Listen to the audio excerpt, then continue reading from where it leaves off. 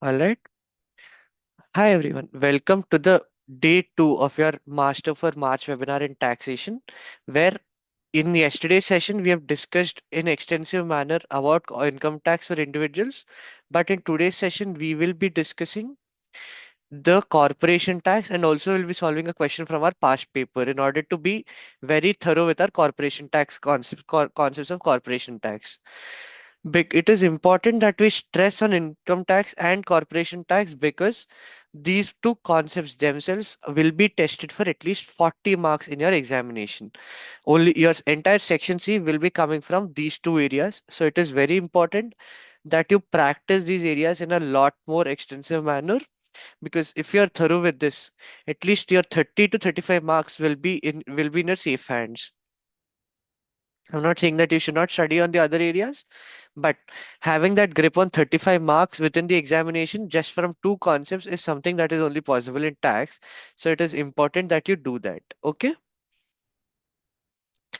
And I want the session to be as interactive as possible. So, guys, either try to unmute yourselves and speak or at least respond in the chat window. All right. Yes.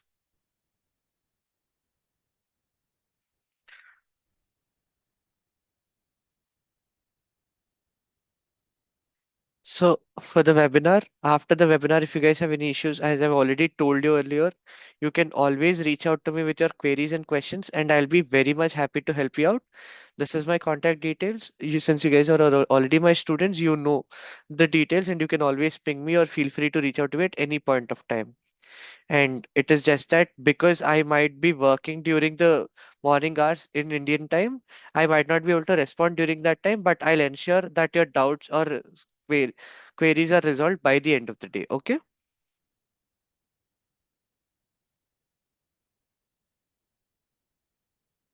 All right.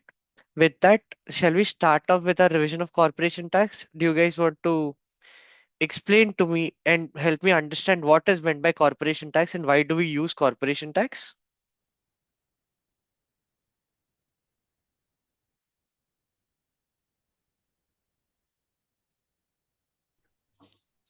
So the companies they have to pay tax on the profits that they earn, just like individuals, but obviously, they're going to be subject to corporation tax rules. Correct. So any companies that have been incorporated and that are considered as residents of UK are applicable, and any income that they generate are applicable for corporation tax purposes. Is that correct? Any income that the companies that are incorporated in UK or have their main residency status of UK will be applicable for corporation tax purposes. So now we have understood why we do corporation tax. Now it is very important to understand what all types of income fall into corporation tax and how are they calculated accordingly. All right, shall we move to that? If you see this, this is how you compute your corporation tax liability. First, you calculate your tax adjusted trading profit, and always remember the tax adjusted trading profit is calculated after deducting your capital allowances only. That gives you your tax adjusted trading profits. All right, because many people tend to not consider the tax adjust, capital allowances, and just calculate the trading profit, and towards the very end, while calculating total profits, they deduct capital allowances, which is not the right method of presentation. Tax adjusted trading profit will always be calculated after deducting capital allowances. Okay. Any doubts on that so far?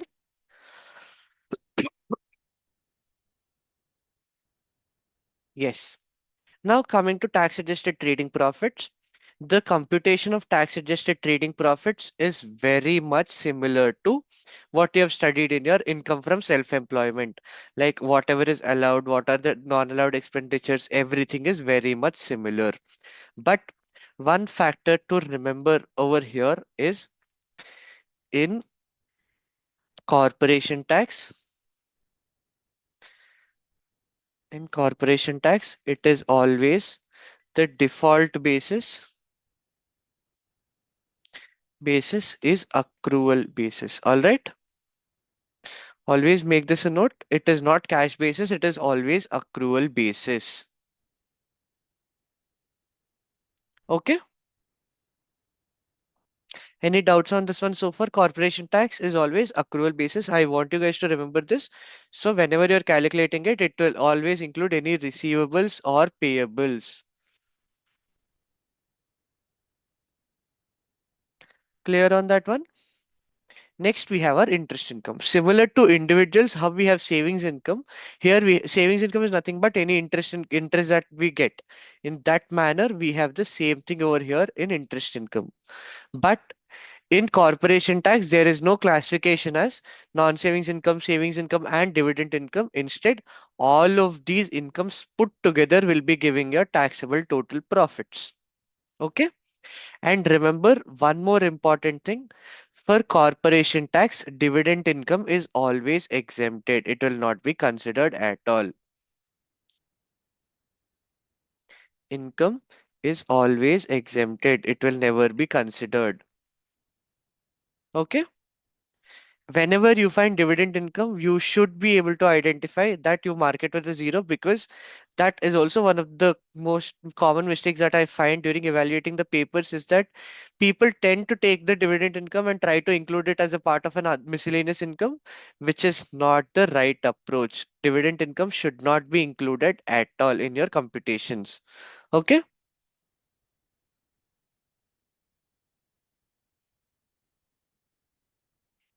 All right. Clear on that? Yes. And after that, we have property income. Properties income is nothing but some in companies, what they do, they try to acquire properties and let it out in order to generate some revenue. So whatever revenue is generated from those will not be included as a part of your trading profit, but will be included as your property income.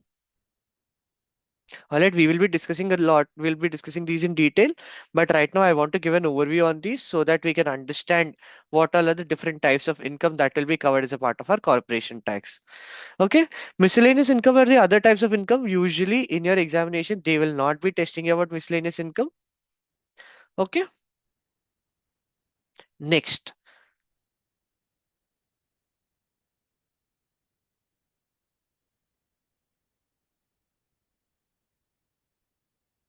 Next, we have our chargeable gains. Always remember, for individuals, what happens is income tax is calculated separately, then chargeable gains is calculated separately. Correct? The tax on income tax and chargeable gains is calculated in separate manners, and the percentages that are used are also separate. Are they correct? Yes, no, maybe. Yes, but for companies, it will always be make it a point to remember that chargeable gains will be included as a part of your total profits, and then from that, your corporation tax liability will be calculated. Always remember that. Okay, clear on that? I can see something. A question, sir. The different types of repairs. Can you explain that too? What types of repairs are you asking about, Nafa? I am not I did not understand about the different types of repairs that you have mentioned.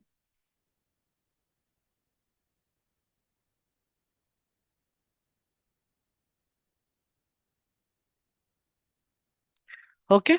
So considering all these types of income, your tax adjusted trading profits, your interest income, your property income, your miscellaneous income, and your chargeable gains, all of these put together will give you your total profits. From that total profits, if you deduct the qualifying charitable donations are nothing but the donations that a company makes in order to any NGOs or anything is known as qualifying charitable donations. But remember, charitable donations and political donations are not the same. I'll make this point over here. Qualifying charitable donations are not the same as are not the same as Political donations. Always remember this. This is a major common mistake that students do. So what happens over here? Political donations are always a disallowed expenditure. Okay? You will have to remember this. This is a majorly tested concept, and many of the students go wrong in this because they think they consider it as a donation and they include it as a part of their QCDs, which is not the right thing to do. Always the political donation should be disallowed. If it has been deducted in computing your trading profit, then it should be added back. If it has not been considered, and if it has not been considered, then you show a zero beside it. If you show a zero beside it, only then you will get half a mark. Otherwise, you will lose out on these marks. Out on the marks. Okay. Always remember, though your end answer is right, if you do not show any and disallowed expenditure or non-deductible expenditure as zeros, you will be losing out half a mark for each. And in each question, you will have at least in at least each question, the ones that you'll be marking zeros will at least be 2 to 3. So in your entire marks, so though your answer is completely right, you might be missing out on 1.5 mark because of nothing, because your conceptual clarity is there, your understanding is clear, but your application was also right. It's just that your presentation was not correct, where you have not presented it in a clear manner, showing that though this expenditure has been incurred, you have not shown it with a zero beside it, so it will not be considered and you will lose out on half a mark. Okay, clear on that?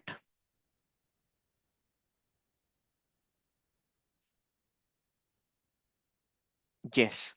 So considering all these will give you your taxable total profits.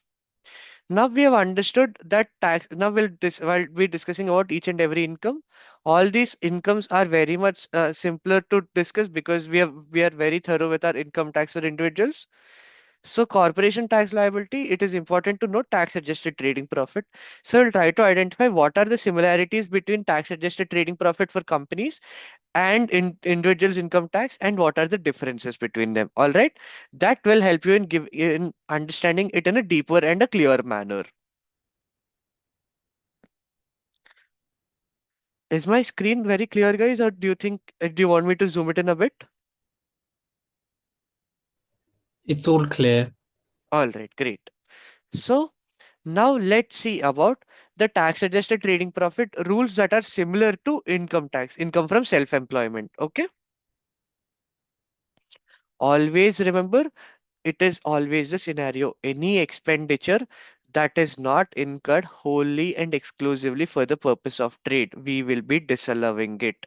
But after that is the same thing for disallow entertainment. Entertainment for customers. Do you think we'll be considering the expenditure? Is it an allowable expenditure or not?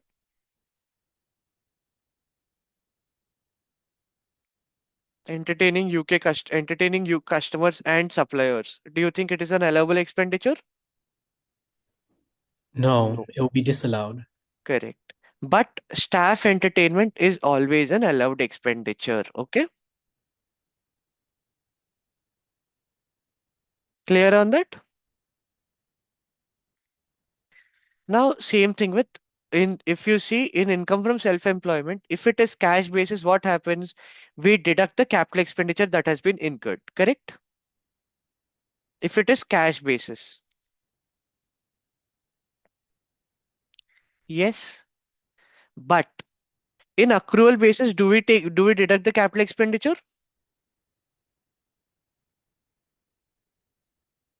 No, we don't deduct the capital expenditure, but instead what we do, we take it as a part of our capital allowances and apply the capital allowances that are applicable. Correct? That is what is to be done in your corporation tax as well. Any capital expenditure that has been incurred should not be included as a part of your trading profits, but instead it should be used in calculating your capital allowances. Okay?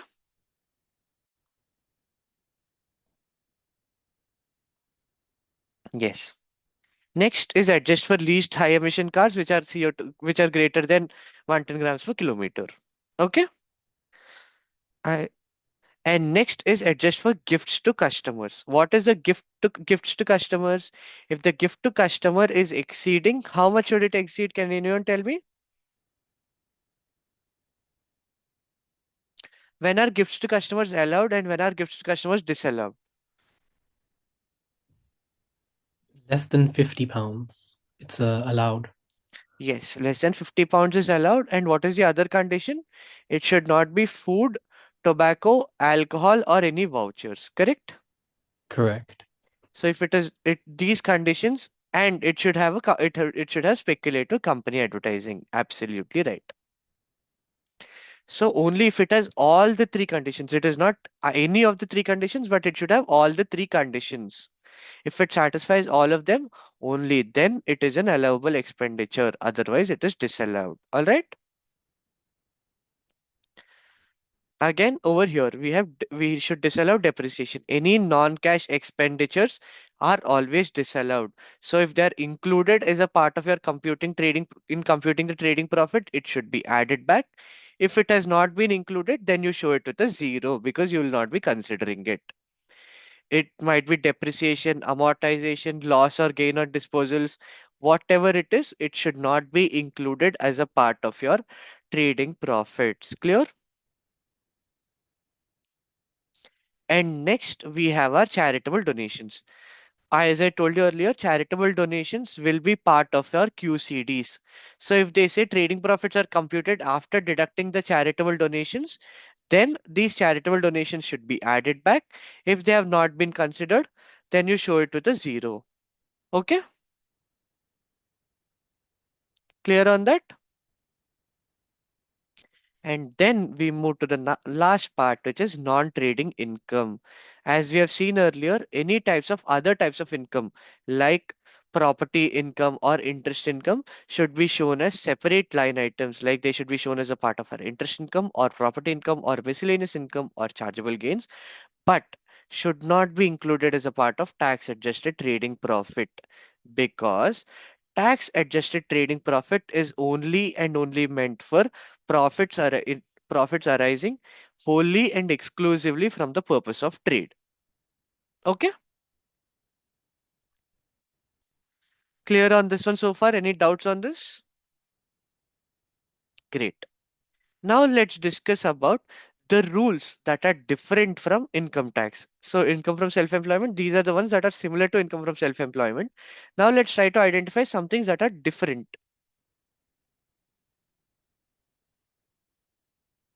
Could you repeat that bit again? Can you explain to me what bit are you talking about, Ahad?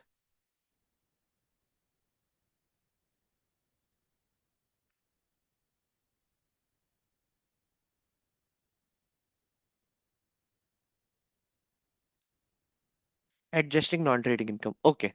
So always remember, when you're calculating your income from trading profits or tax adjusted trading profit, always remember that whatever income that is included should be, all the receipts and expenditure should be wholly and exclusively generated from trade and not from other sources. Like if it is any interest income, like you have received any bank interest or you have received any property income, they should be shown under separate line items like interest income and property income, but should not be included as a part of your tax adjusted trading profit. Is that clear?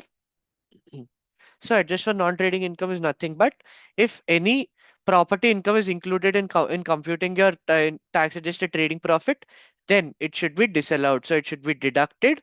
Then again, it should be shown as a separate line item as property income. All right.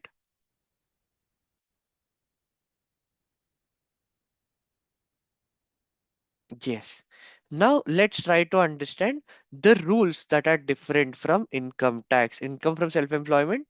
What are the things, as you remember, you have seen that in the yesterday's question that we were solving, I think you must have remembered that there was a car that was purchased, out of which only 70% was for business usage and 30% was personal usage. So what did we do there? The 70, we have taken the asset value only at 70%. Correct? Let me just show the question for better reference.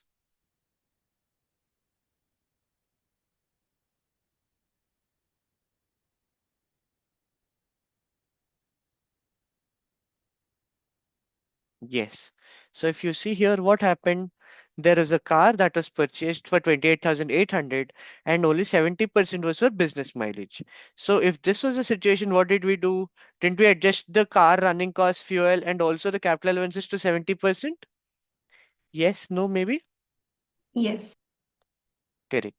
But when it comes to corporation tax, that will not be the case. There will not be any private use adjustments. Whatever assets or expenditure are incurred, they will always be considered in full. Okay? Any private usage will we will not be prorating it, and that is again another common mistake.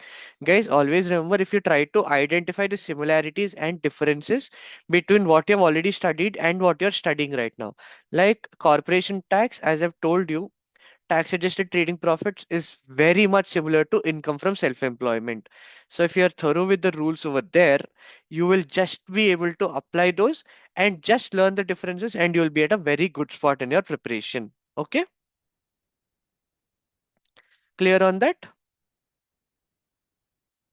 Yes. Now we have another thing, which is interest payable and receivable.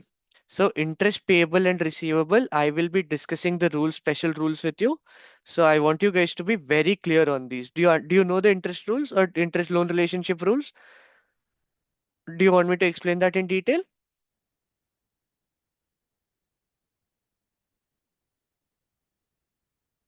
Yes, it is a very confusing topic. I remember a lot of students making mistakes in this, but remember this in a very clear manner, okay? Interest, income or expense. First, let's take trading purposes, non-trading purposes. Okay, this is how we'll consider it. We'll classify the interest expense to trading purposes and non-trading purposes. Okay, interest expense if it is for trading purposes. If any interest is incurred on a loan that you have taken or mortgage that you have taken in order to run your business, like you have taken working capital or any overdraft. So why do you take a working capital or overdraft? The purpose of it is to run your business, correct? Yes. Yeah. So whenever you take interest that interest that is exclusively for the purpose of trade, then this becomes allowable expenditure in calculating your expenditure in calculating your tax adjusted trading profit. Okay, clear on this? So this interest expense should be deducted from in calculating your tax adjusted trading profit. All right.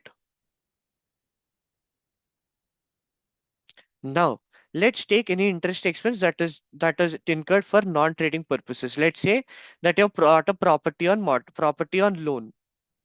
Okay, you have taken a loan out in order to buy a property. Now, what will happen? Is it for trading purposes? Was the property taken for trading purposes? It is actually intended it is taken out in order to let it out and generate property income. So, is that for trading purposes?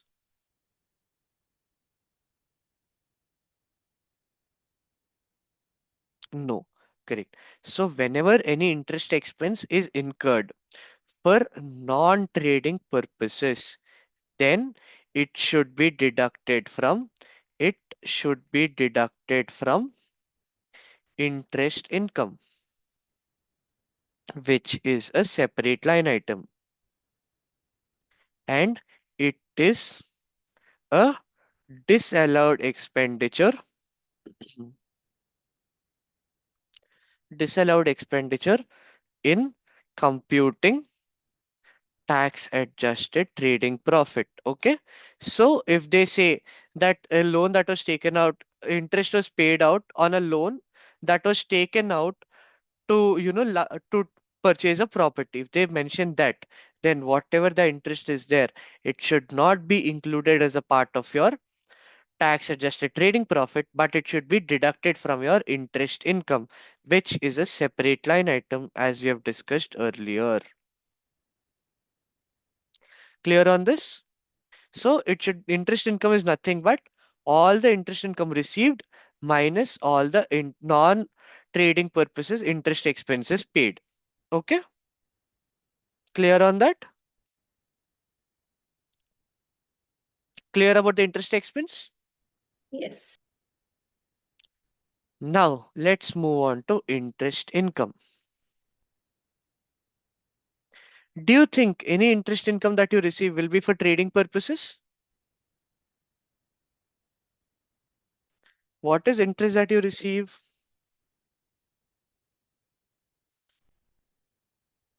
Can anyone tell me?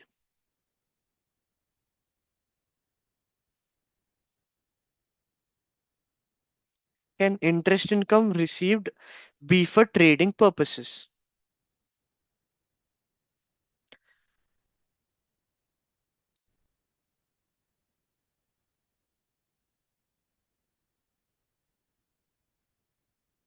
Okay, Nafa says it can be for both trading and non-trading purposes. Can anyone else tell me if what they think about this? Do you think Nafa is right, or do you have any other opinion?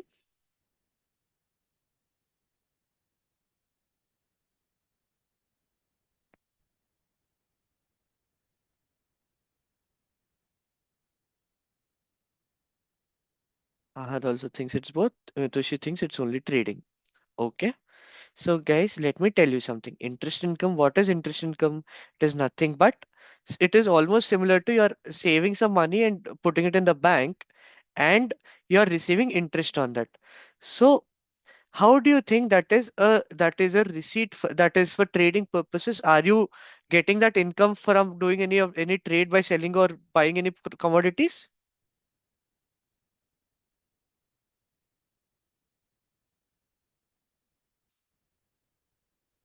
So always remember whenever I meant by trading purposes, it means any income that is being generated as a part of selling commodities. Correct. So interest income will always be for non-trading purposes only. Okay. So interest income, whatever interest income, like bank interest that you receive or anything, it will always be a part of interest income which you show as a separate line item. But the only exception, the only exception to this rule is if the company is a bank. Do you get my point? If the company itself is a bank, let's take the company in question that we're discussing is a bank. So what is its primary source of income? Interest income that it take collects from lending out loans, correct? Yes.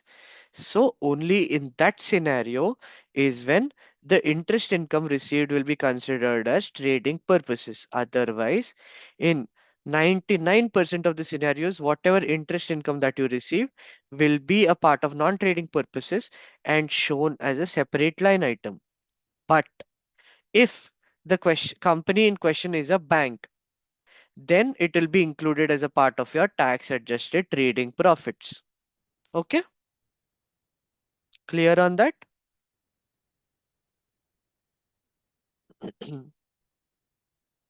And that is how you calculate. That are the loan relationship rules that you should be very much aware about.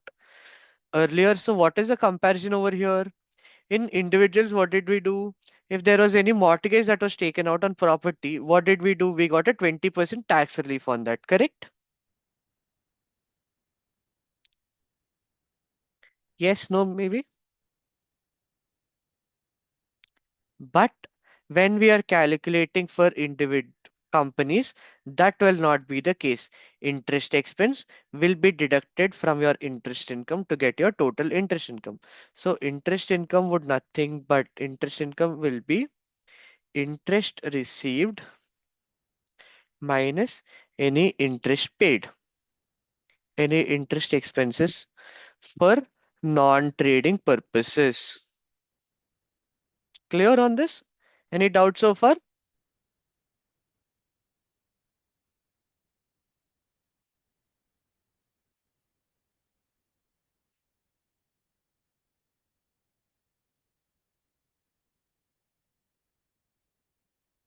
So that is a difference that you have in income tax, corporation tax, which is different from income from self-employment. Okay. Next, dividends payable. As I've told you always, dividends are not allowable as a trading expenditure when you're doing corporation tax. For individuals, it is allowable, but for companies, it is never considered as allowable expense as it is an apportionment of profit. Okay, clear on that?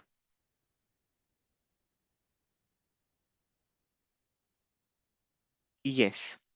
Now, let's move on in order to understand capital allowances. As I've already told in yesterday's question, if you remember, what did we do when we are getting, there was a new car that was purchased.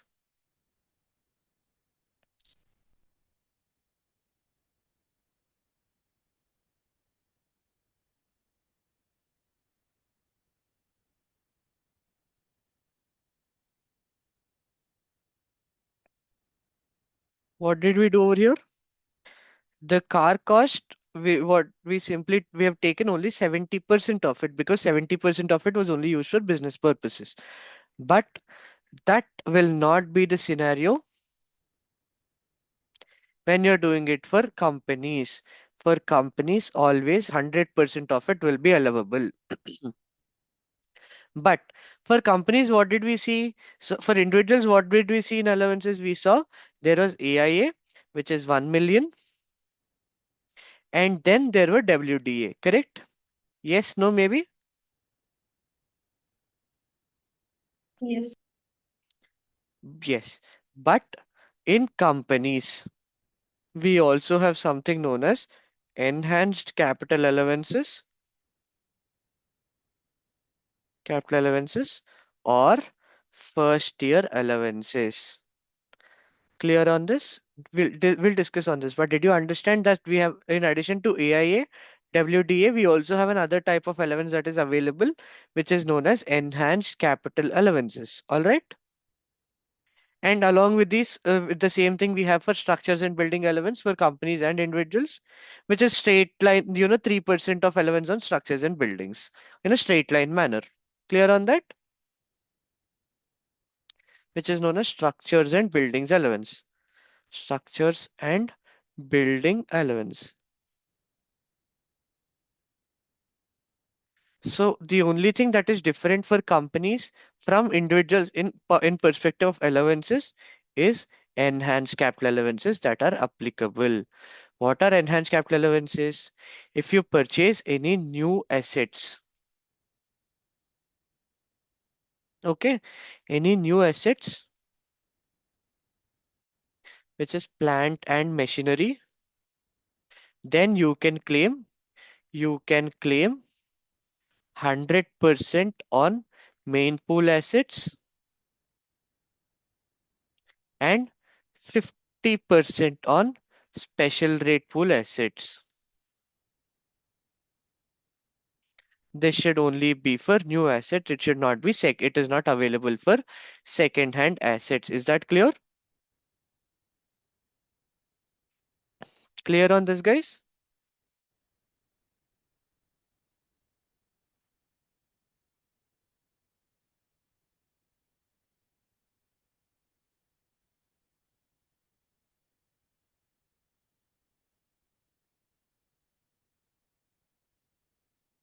Repair expense taken for SBA, that will be the situation when the repair expense was actually an improvement expenditure and not a revenue expenditure. Okay, always remember, whenever there will be two types of expenditure. One is revenue expenditure and the other is capital expenditure. Whenever there is a expenditure is capital in nature, then that will be included as a part of your asset value, total asset value, and in that will be used to calculate your capital allowances. Okay. So whenever it's for any buildings, there were improvements, like there were new window panes that are being installed, which are not there earlier, then it will be capital expenditure in nature. So it will be added to the total value of the asset, and then capital allowances will be claimed on that. But if it is revenue expenditure in nature, like there were already window panes, but there were few one or two windows that were broken, so you just got them repaired, then it is revenue expenditure in nature. So it will be included as a part of your tax adjusted calculating as a part of your tax adjusted trading profits as as an expense, and not as a part of capital allowances. Okay, is that clear?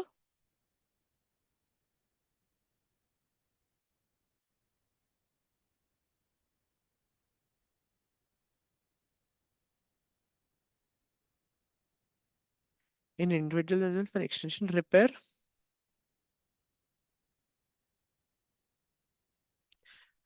I didn't understand the question over here. Nafa, can you tell me in? Yeah, it is for individuals as well. Any extensions or improvement expenditure is always considered as capital in nature, and the other expenses of repairs are considered to be capital revenue expenditures.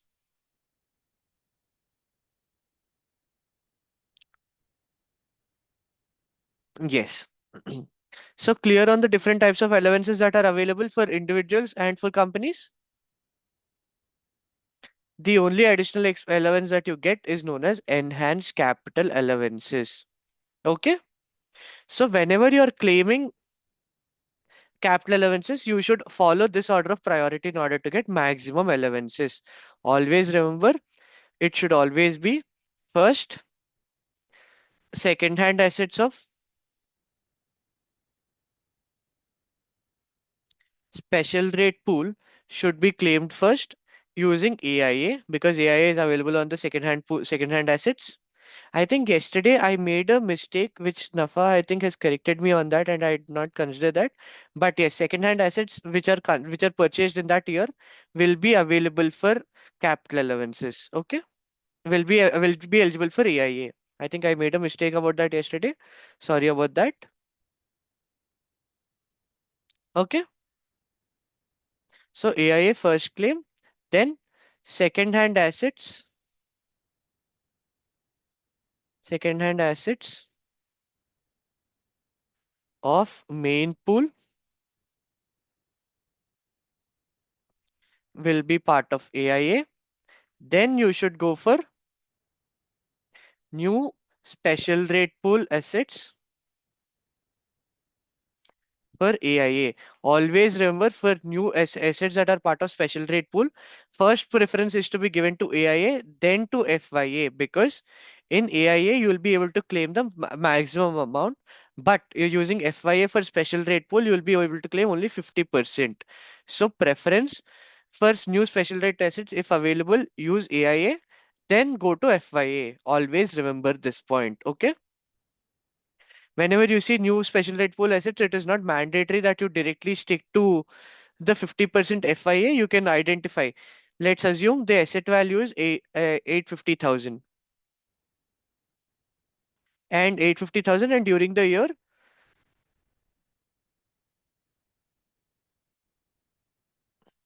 I think I'll have to write this on zero. Yeah, the asset value is 850,000, and during the year, which it is an integral feature, like it is some heating equipment. Since it is heating equipment, it will be a part of special rate pool, correct? Because it is integral feature. Yes, no, maybe. Yes. So now, and during that year, you have not purchased any other assets. So your AIA is intact at 1 million, correct? But now, what happens? You have an option. If you choose AIA, then you'll be getting full allowance of 850,000. But if you choose FYA, what will happen? It will only be 850,000 into 50%. So you'll be getting an allowance of 425,000 only. So what is better option to choose? Is it AIA or FYA?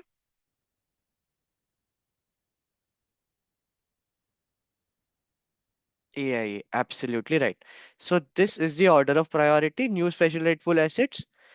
Then then you should prefer FYA. If the AIA is completely exhausted, then move to FYA for special rate pool assets. For main pool, you can obviously choose for new assets that are of main pool, you can obviously choose FIA because you get 100% on it. Clear?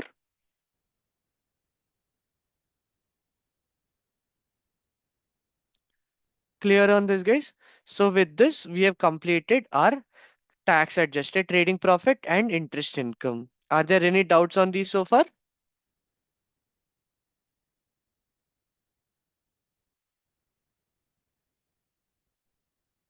Anyone have any doubts?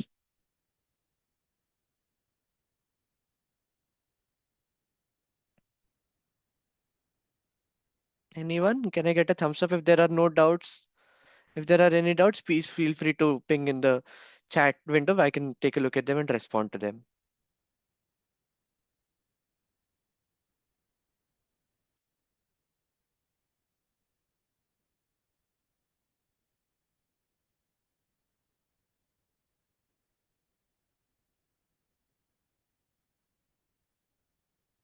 Then you will be using up the entire, and if there were no assets, okay, you consider that asset was purchased for 1 million.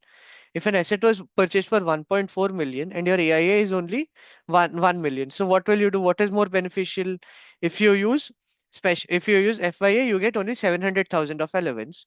But if you use AIA, you get 1 million of allowance. Which one do you want to prefer?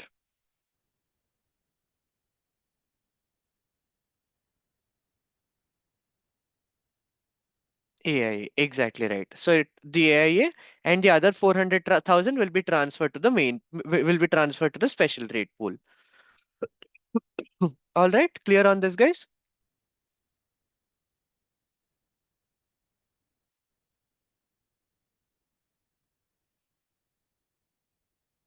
No, you cannot use AIA and FIA on the same asset.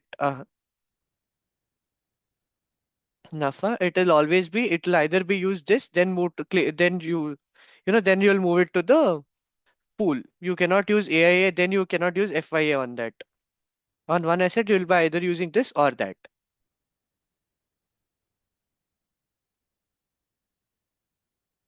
Yes. So we have completed these both. Now let's move on to property income.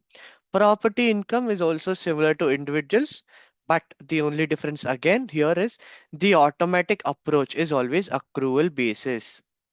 Always remember that. So accrual basis is rent receivable minus any expenses incurred.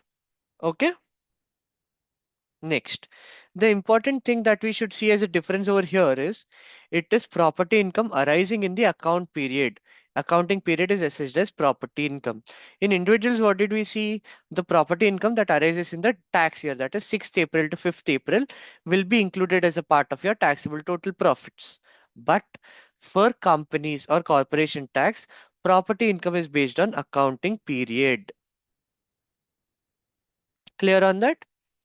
And this point, again, the third point we have already discussed is interest payable on a loan to acquire investment property is not allowed as a deduction from property income. Instead, it is taxed under loan relationship rules and is therefore deducted from interest income. Do you remember this is the point that we have discussed earlier? Yes, no, maybe?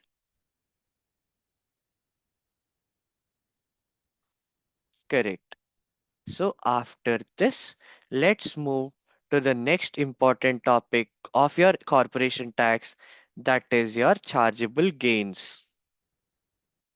Always remember the chargeable gains computation. Chargeable gains computation is very much similar to individuals, but the only difference between individuals and companies is an additional allowance that is available known as. Can you tell me what is that known as? For chargeable gains of companies or capital gains of companies, you have you get an additional allowance. Can you tell me what is that?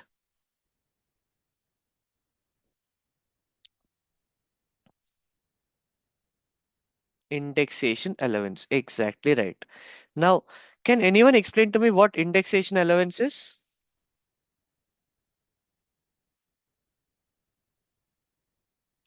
Or do you want me to explain that clearly for you guys? Do you guys understand what was meant by indexation allowance? Is it to do with the inflation of the gain? Correct. It is the purpose of it is to adjust the gain to inflation. So let's assume you have sold an asset, sold an asset for 850,000, but at the time of purchase cost, it was only 400,000. And you have sold this after 10 years, which means the value has increased over the period of time.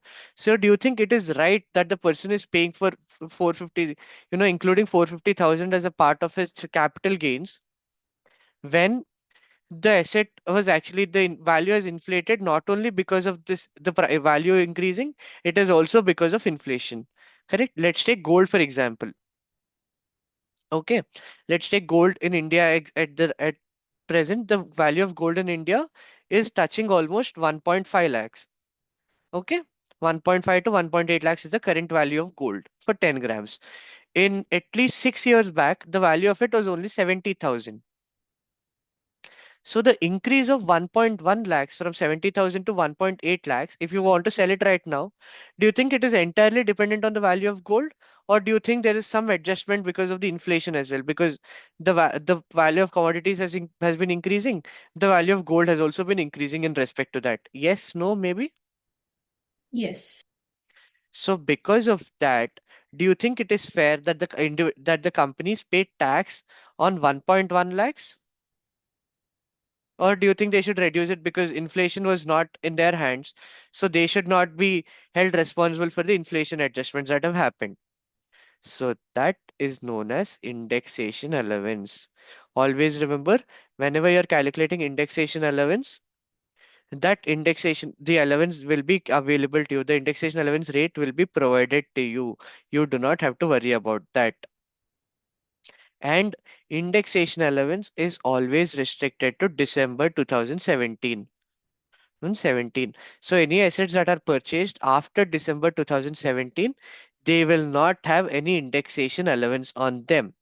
It is only for the assets that were purchased prior to December 2017 will be adjusted all the way until December 2017. Okay. Let's say the indexation allowances on 400,000 was 0.286 is equal to 400,000 into 0.286. This will be reducing your asset value further, giving your chargeable gains is equal to sum the three of these. Okay, clear on this, guys? Any doubts so far?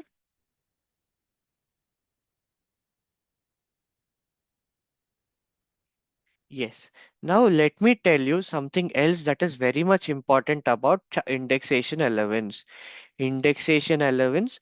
Let's assume this is not 400,000, but this is coming up to, let's take another value. We'll change this value. This will make it 600,000. Okay. And indexation allowance will make it 240,000. Okay.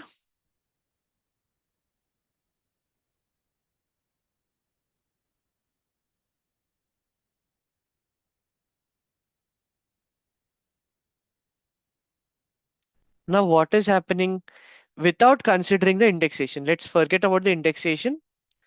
Is the asset making gain or loss? Let's forget. Is the asset making a gain or loss?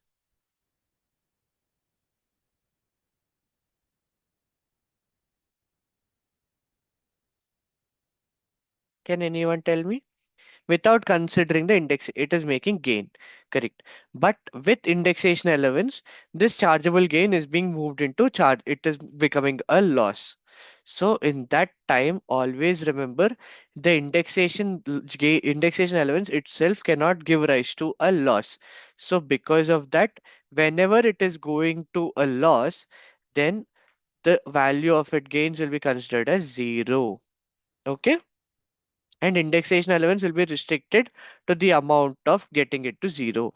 So since it is 240,000, but right now at 600,000, the gains will go to zero. So 200,000 will be the indexation allowance. Is that clear? Indexation allowance cannot itself give rise to any gains or losses. Always remember this. This is another very important point that the students miss out on.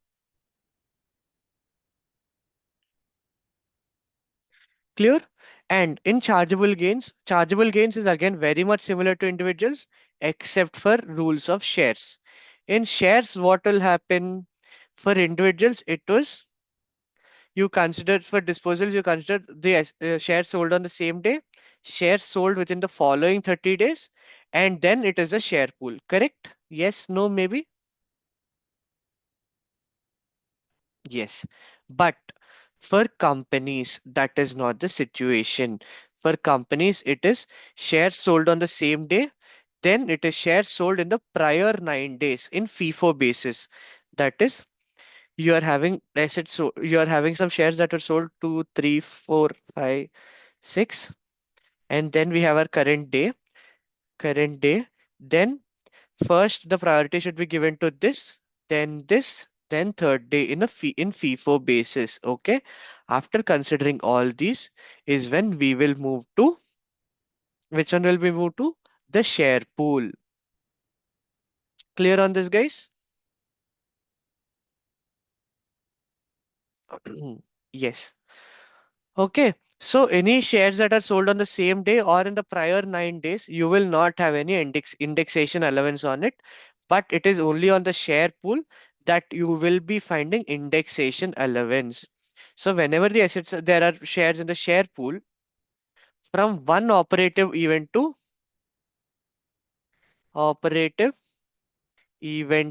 another until December 2017, you should be considering indexation factor. Okay. So let us say, always remember, so how will we have it? Number of shares. In individuals, we have known this for individuals chargeable gains, we know it will be number of shares, then it will be cost, then it will be indexed cost. This is a new addition which is not there for company, which is not there for individuals, but only there for companies. Okay, clear on this?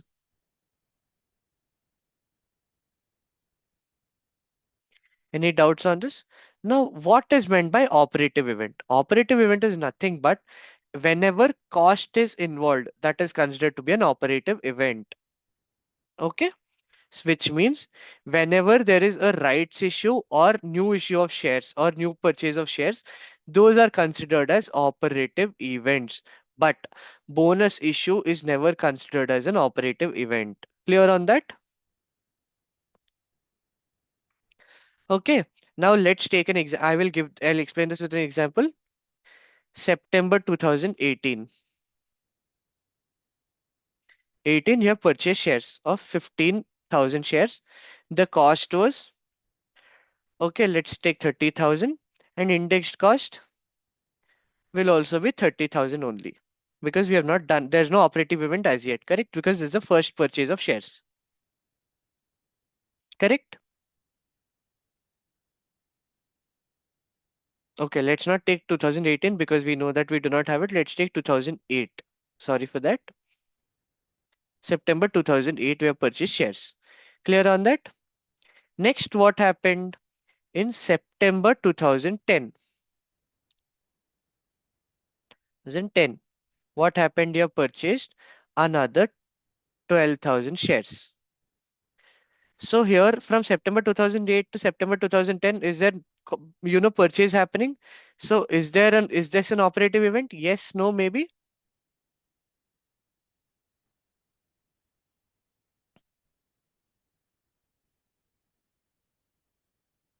Yes, it is an operative event. So because it is an operative event, this will write to indexation. Indexation on the 15,000 shares. From what will be the indexation from September 2008 all the way until September 2010. Clear? It will only be from one operative event to the next operative event. So what will it be at will take at 0.15176. This will be provided in the examination, guys. You do not have to worry about it. So this into 0.176 will be your total cost. Now, before September 2010, the total cost is equal to 15,000.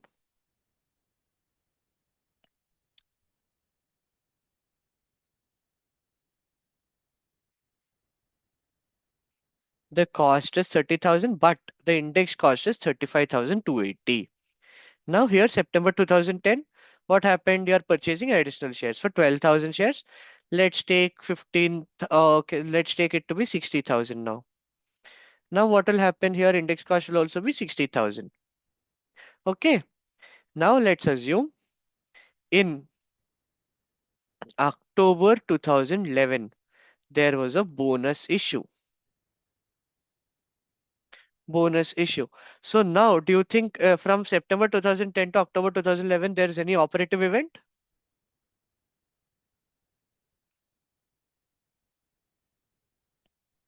We're talking about bonus issue. There's no rights issue, but bonus issue.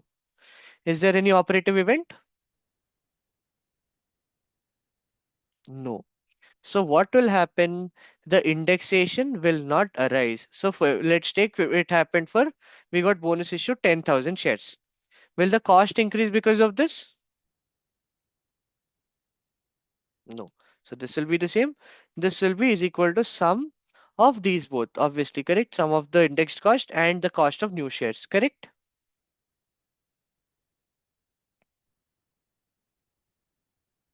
Yes. Now what happened? We have done bonus issue, so there's no operative event. But next, in November 2011, November 2011, 2012, there was a rights issue. A rights issue of, let's take 8,000 shares for our rights issue of 8,000 shares for 10,000 pounds. Okay. So do you think this is an operative event? Yes, no, maybe?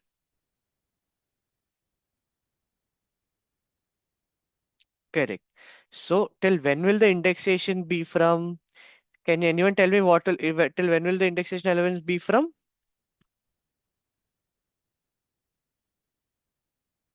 It will be from September 2010 until November 2012. Clear? Because October 2011 was not an operative event. So we should take it from September 2010 all the way until November 2012. Is that clear? These indexation allowances are given to you in the examination, but they might confuse you. Sometimes they might give you indexation allowance from September 2010 to November 12 is so and so, and October 2011 to November 2012 is so and so. Which one will you be taking? Will you taking the September 2010 to November 12 or October 2011 to November 2012? Can anyone tell me, please?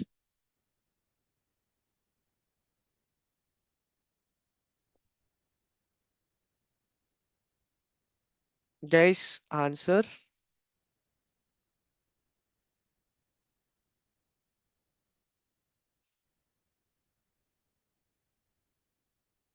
Okay, so I am asking you in the question, sometimes in the scenario, what happens is they give indexation allowance from October 2011 to November 2012 to be 0.179 and indexation allowance from September 2010 to November 2012 to be 0.212. Clear? Now, because there's a rights issue that's happening over here. Rights issue is happening in November 2012. So we know that this is an operative event. Now, because it is an operative event, for these shares that are at 37,090 and the cost being 90,000 and the index is this being this, the index cost being 190,560, for which indexation element should we take in considering the value? 0.212 exactly. And that is a very common mistake that the others do. Most of the students do because they think that because from October 2011 there was a last issue to November 2012, so they take up 0.179 instead of 0.212. Always remember, indexation should only be taken from one operative event to the next operative event. Is that clear? So here indexation elements will be 195.60 is equal to this into 0.212, making the total to be 10,000 only. So next we have, what do we have over here?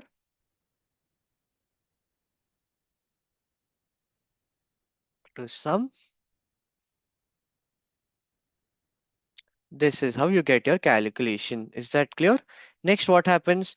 The sale happened in December 2024. So now what will happen? The indexed cost will be restricted to December 2017. Restricted to December 2017. So here you should take indexation allowance from November 2012 till December 2017, which is 0.567. 566. Is that clear? Is everyone understanding what I'm doing with this?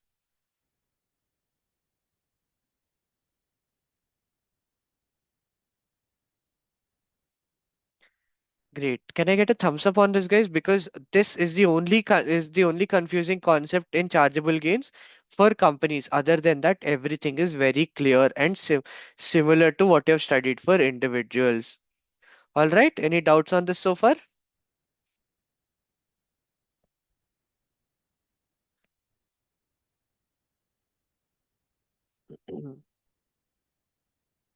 Great.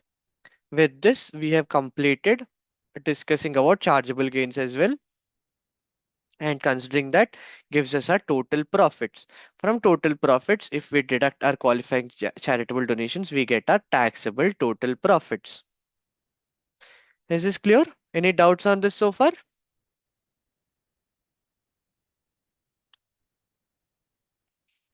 After this, we will move on to understand what happens to different types of losses that arise. So losses of tax adjusted trading profit, what can be done? You can carry them forward. Whenever you carry them forward, you carry forward it to the next year, you can decide on how much of the loss can, should be set off in that future year. Okay, that is one of the option that you have. And always remember, this tax adjusted trade, the tax loss, the losses that arise from trading losses should be set off before QCDs. Okay, so when you carry forward the losses to the next year, what will happen? You can restrict the amount of the loss that you want to set off in that year. In that way, what will happen? You will be saving on QCDs, even you have paid for it. Clear? But if you want to set them off against the current year, then you cannot restrict it, but it should be set off against the total profits. How much ever is there, you should set it off equivalent to that amount, but you cannot be able to restrict it. Clear? Is that clear, guys? Any doubts on that so far? Yes. Next, we have carried back. Once you have set it off against the current year and you still have a lot of losses. So let's assume there you have made a losses of 100,000 and your total profits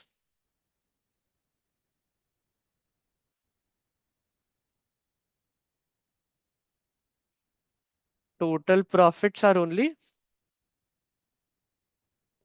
80,000. So what will happen? Even after setting it off against your total profits, you are left with 100,000 of 20,000 of loss.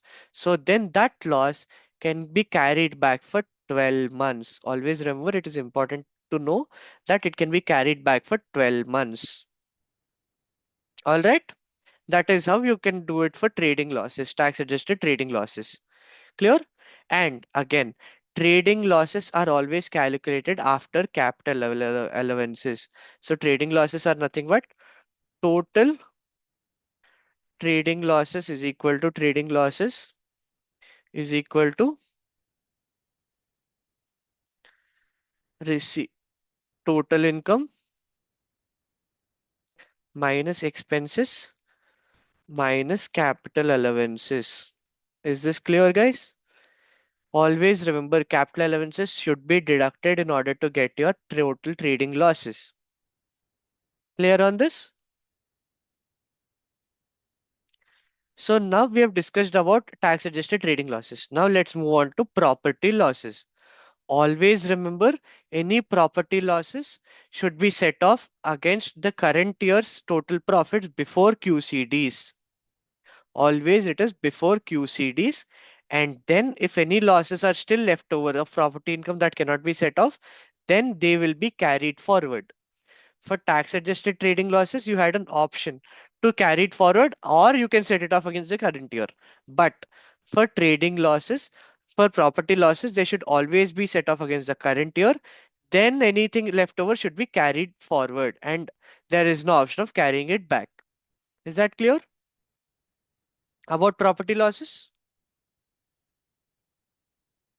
Yes. Now coming to capital losses. Capital losses are nothing but chargeable gains minus. If you're getting a gain, it is a gain. If you make a loss, how do you make a loss? If your receipts are less than the expenditure incurred, that gives you your capital loss. So whenever there is a capital loss, always remember the capital losses can only be set off against chargeable gains and not against the total profits. It is very important to remember that in individuals, you have an option to set off the capital losses against total income, but that is not the scenario for corporation tax. In corporation tax, losses will only be set off against current year chargeable gains. After setting off against current year chargeable gains, if any other losses still exist, they will be carried forward and set off against capital gains in the future years. Is that clear?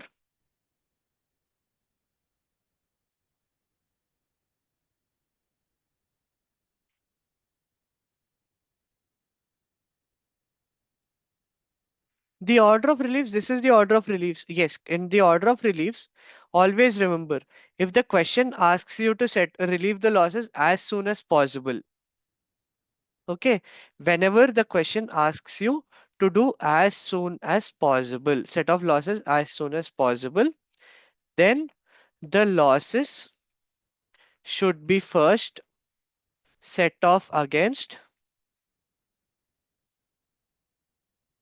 current year, then prior year, and if anything remains, it should be set off it should be carried forward. Okay, clear on this? And this is only an option that is only available for trading losses and not for capital losses. Okay, trading losses only. Trading losses only, you have an option to set off the losses. You have an option to choose which losses to be set off.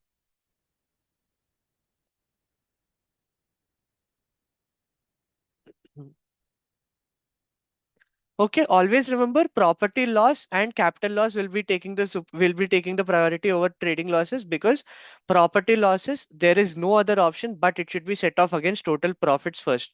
And capital losses they can only be set off against capital gains, so you all don't have an option for those. The only thing that you have option for is your trading losses. It can be current year set off against current year, then prior year, and then carried forward, but that is not an option that is available for property losses or capital losses. Is that clear? They should, or it is an automatic relief, automatic claim. They should automatically be set off. Okay, clear on that? Yes. So trading losses, whenever the question asks you to set off as soon as possible, it should be set off against current year, then prior year, then remaining should be carried forward. But if the question asks you to set it off in a most beneficial manner,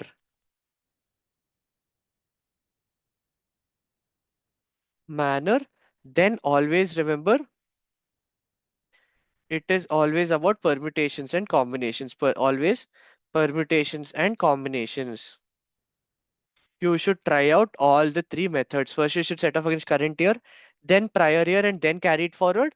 Or you should set it off against future years and then calculate the losses, or current year and carry it forward. You should do the permutations, and whichever gives you the lowest corporation tax liability, that is what you should be choosing. It is always, you should evaluate all the three scenarios and do it. The three scenarios are: first scenario would be carry forward, second scenario would be set off against current year and then carry forward. Third scenario would be set off against current year, prior year, and then carry forward.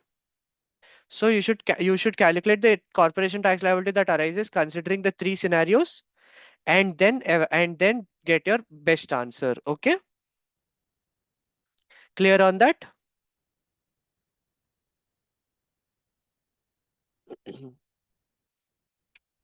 Yes. So with this, what have we completed? We have completed corporation tax liabilities. We have completed corporation tax liability, all the areas, and we have completed trading losses. Now let's move on to something that is known as group reliefs. Okay, this will be the last topic that we'll be discussing for companies. Group relief is nothing but, one company can own or be owned by one or multiple other companies. Yes, no, maybe.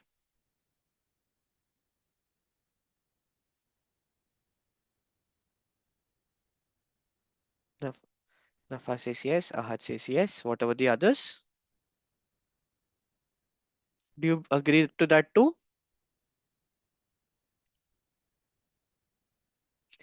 So because these can be owned by multiple companies, or they can be owning multiple companies, what happens? These companies that might have losses or any unrelieved QCDs, because qualifying charitable donations, if you are not able to use them in the current year, let's say your total income was 100,000, total profits were 100,000, and your total losses that you set off were 95,000, but your QCDs were 10,000.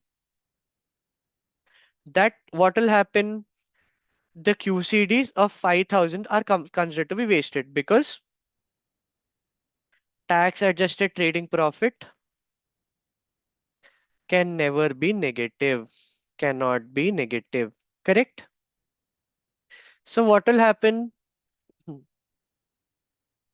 if you see the sum here, it is minus 9.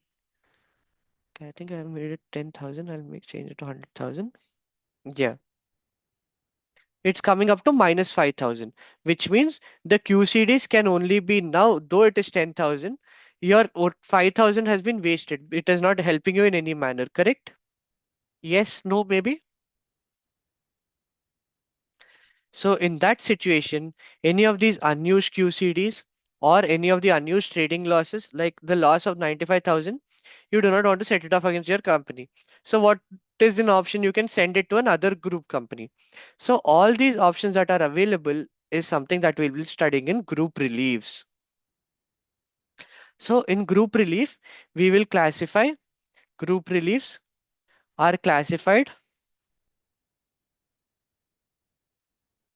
into two types.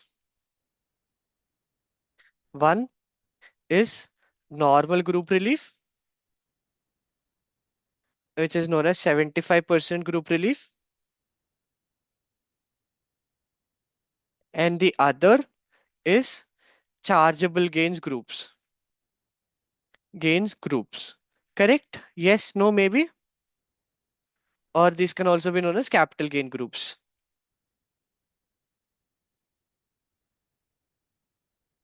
Capital gains groups. So whenever there is a group relief, first let's discuss about the normal group relief or 75% group relief. The 75% group relief, what is a scenario to be a part of a group that at every level there should be 70, at least 75% ownership, and the ultimate parent should have 75%, at least 75% ownership. At least 75% ownership,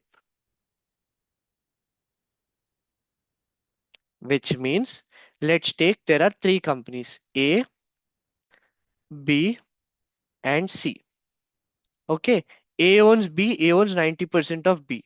Okay, and B owns 85% of C. Okay, so can you see A has at least 75% of interest in B, correct? Yes, no, maybe? Yes. Yes. And B also with C, it has the same interest. B has at least 75% interest in C.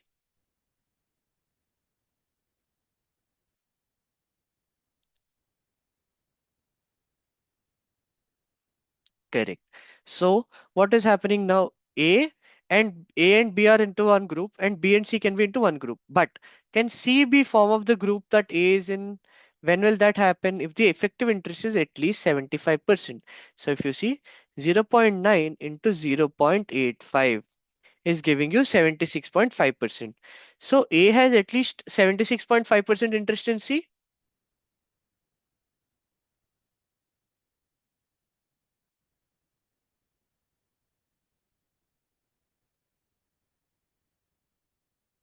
Yes, which means all A, B, C will be form of the 75% group that or the normal group where or the trading losses, property losses and QCDs, unrelated QCDs can be transferred within this group. Is that clear? Any doubts on this, guys?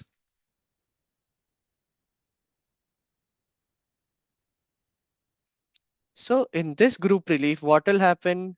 Group relief, there will be a company, there will be an entity that surrenders the loss, and there will be an entity that will claim the loss. Correct? Someone who has the losses, if they are transferred to someone else, to a third party, that means they are surrendering the losses, and this to the other subsidiary, it is claiming the losses. Correct?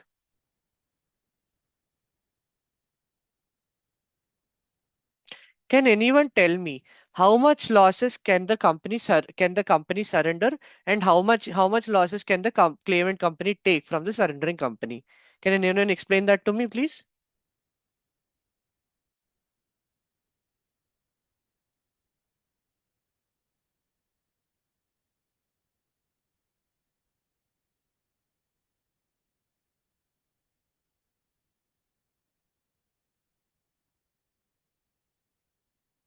Anyone?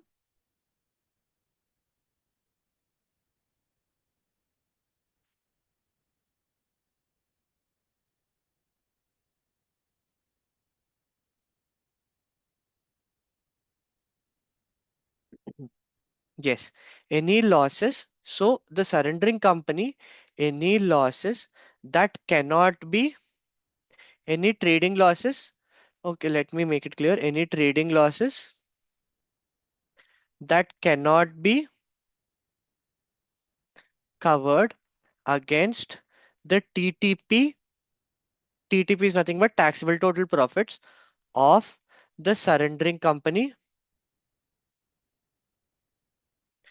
can be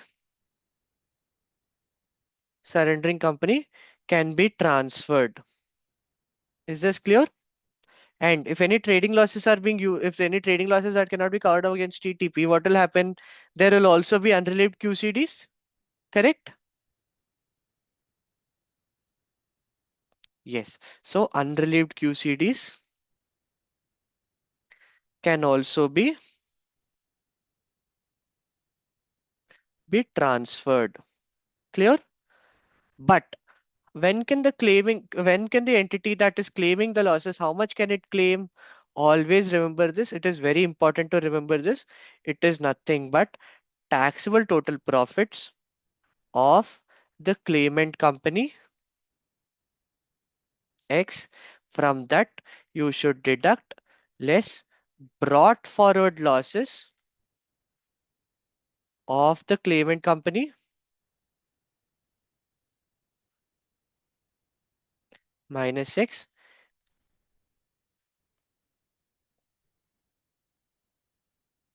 brought forward losses of the claimant company minus X, and less current year losses,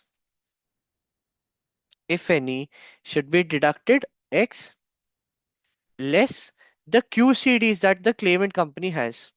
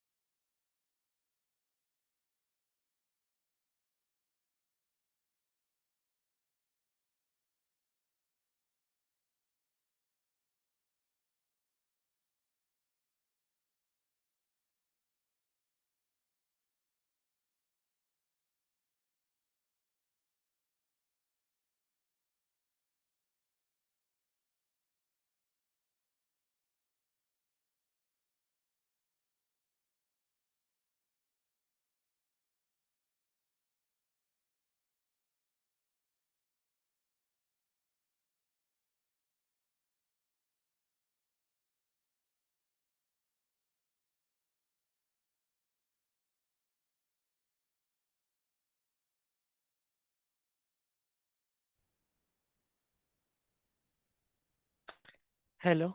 Hi guys. Sorry, I think there is an issue. Can you hear me now? Are you guys am I audible? Yes. Okay, great. So yes, where did we stop? Yes, when we were talking about there'll be an entity that will claim the loss, what will that be? It'll always be after the taxable trading profits of it and the company that is having its losses set off, then the current year losses, then the QCDs. After all of these, if it still remains with any taxable total profits, only how much ever is equivalent to that can what the claimant company can claim. Is that clear? From this, it will be able to set off the trading losses or QCDs of the surrendering company. Any doubts on this, guys? Is everything clear so far? I hope you guys are making notes of all of these, and because making such notes will really help you in your preparation at this point. Okay, clear on this? Can we go to the capital gain groups? Yes, let's move to capital gains group. Now, in capital gains group is nothing but these are the groups that are created wherein any capital losses or chargeable gains or assets can be moved around between different types of in the group companies. So, what are the conditions that are to be satisfied to be a part of capital gains group? It is nothing but at every level there should be interest of 75% and effective interest for the ultimate parent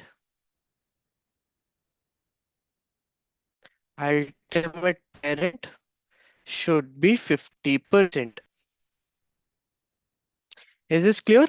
For what is the difference over here for 75% group relief? At every level, it should be 75% and effective interest should be 75%. But for capital gains group, at every level, though there should be 75%, the effective interest that the ultimate parent should have is only 50%. Is that clear? So now let's take the same example. Let's take A, B, and C. So what is happening? A has 90% interest and B has 78% interest in C. So is are A and B can A and B be forming a part of one capital gains group? Yes, no, maybe. Yes, okay. Now can B and C be forming part of one group?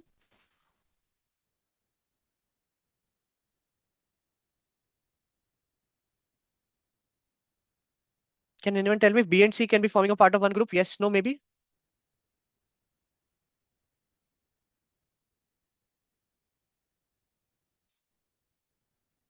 Nafa gave a thumbs up saying yes. What about the others? What do you think? Can B and C be forming a part of a group?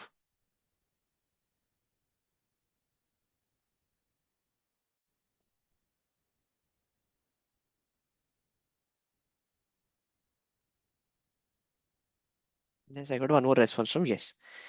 Yes. So now B and C can also form a part of the group because they have 75%. Now we have to check if A, B, C can together be in one group or not. How do we check that? We'll have to evaluate if A has effective interest of at least 50% on C. So that will be equal to 0.9 into 0.78, which gives us 70% interest. Since it is 70% interest, which is more than 50, they can be a part of the group. Is that clear?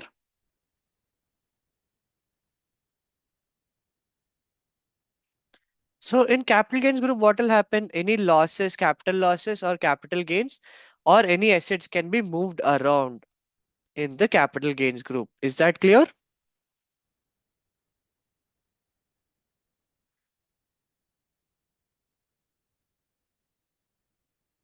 That is all, guys. And with this, we have come to the end of discussing the corporation tax. We have completed all the areas that are relating to corporation tax. Okay. Do you guys have any doubts so far?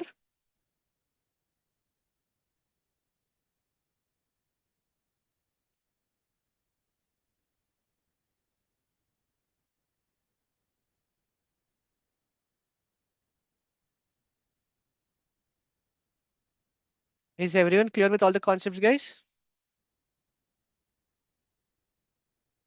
Shall we move on to solving one of the questions from corporation tax now?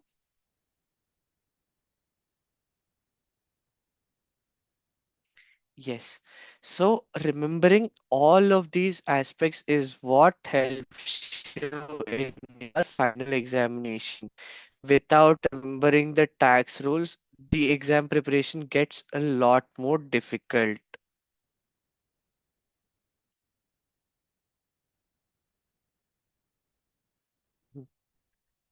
Sure, Nafa, we can take a 5 minute break. The others also want to take a break for 5 minutes.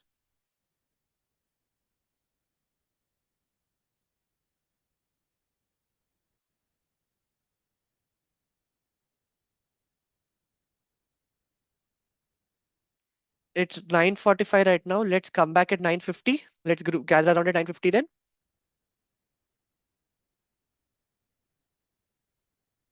All right, great.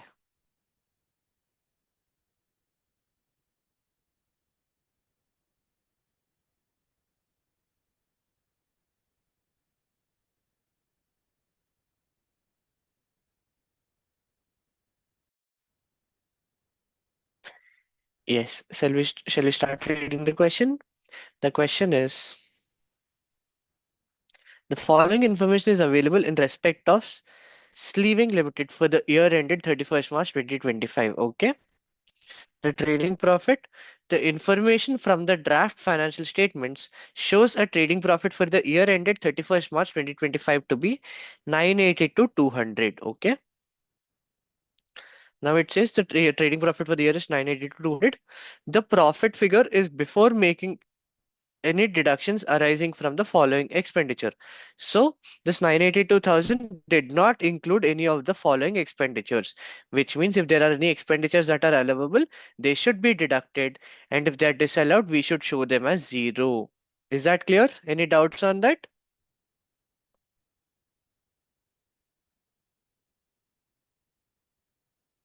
Okay. Now it says before legal fees for the year totaling 33,730, they are in connection with purchase of freehold buildings of 16,280.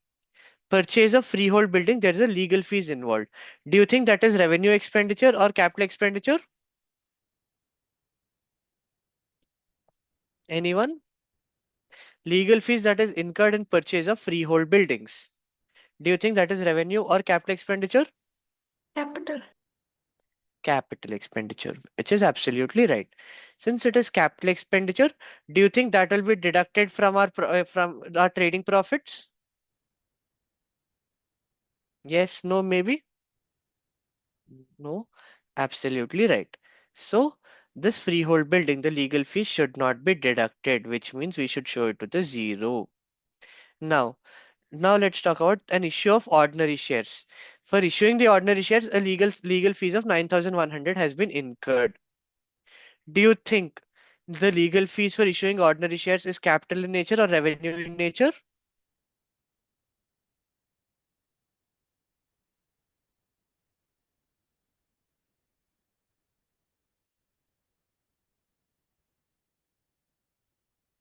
So do we consider that, or will it be zero?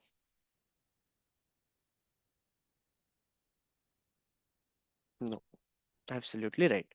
And next thing that we have is registration of trademarks. Always remember, registration of any intangible assets, the legal fees will be considered as revenue expenditure only, and it will be included as a part of your legal fees computation. Okay, clear on that? Yes.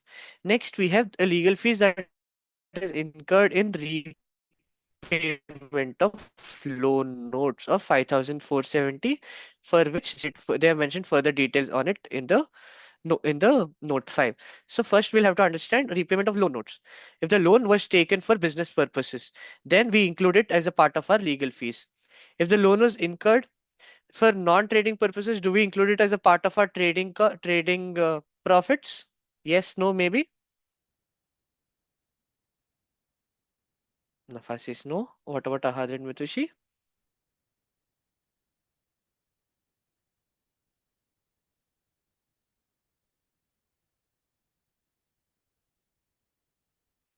If the loan was not taken for trading purposes, absolutely right. Always remember, if the loan was not taken for trading purposes, then the legal fees incurred for it will not be considered as a part of the deductible legal fees. If we see note 5 right now, what is happening?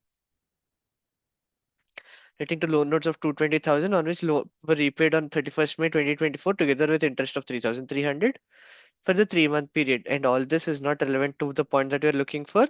But if we see the last line, it mentions the loan notes were issued in order to finance Sliving Limited's trading activities. So it is relating to trading activities. So do you think we will take the legal fees relating to the repayment of loan notes? Yes, no, maybe? Yes. So these both will be included as a part of our trading profit computation, but the first two will not be included as a part of our trading expenditure. All right? Clear on that? Yes. Now let's move to the second note. Before qualifying charitable donations of 4,600 and political donations of 600, which living made during the year 31st March 2025. So there is qualifying charitable donations of 4,600. Do you think this will be included as a part of your trading profit computation? Or will it be included in your trading profit? Will you include it in trading profit? I see a yes here.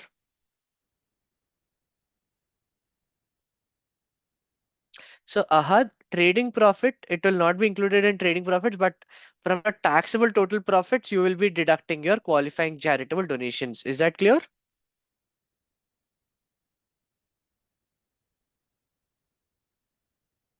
Great. And other thing to remember, political donations of 600 pounds. Do you think we should be considering this or is it exempted? Disallowed.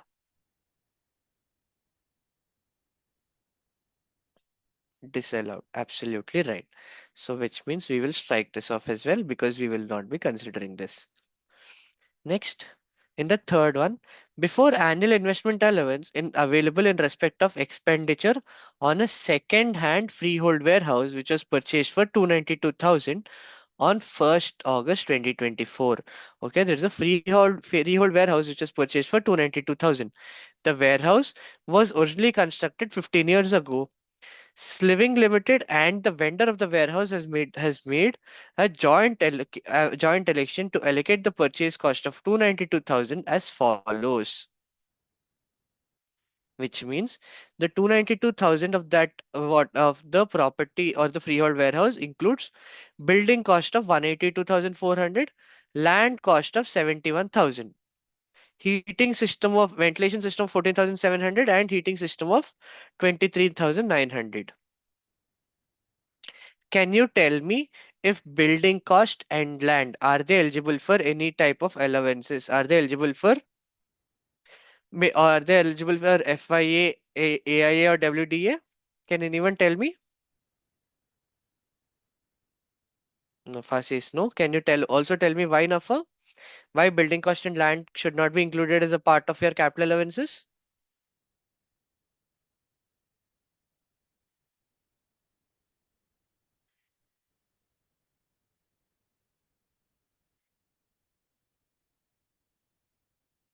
Building cost as SBA, correct? Building cost is SBA, and the other important point to remember is all the allowances like AIA, FYA, WDA, all of these are available on plant and equipment. And building and land will not be forming a part of plant and equipment. Because of that, AIA or WDA or any of those allowances will not be available on them. Is that clear?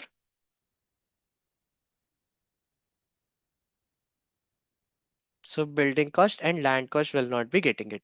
But ventilation system and heating system, what do you think of those? What are ventilation system and heating system, and which, if they are considered to be part of pool, which pool will they be part of? Will they be part of main pool or special rate pool? Special rate pool. Can you tell me why?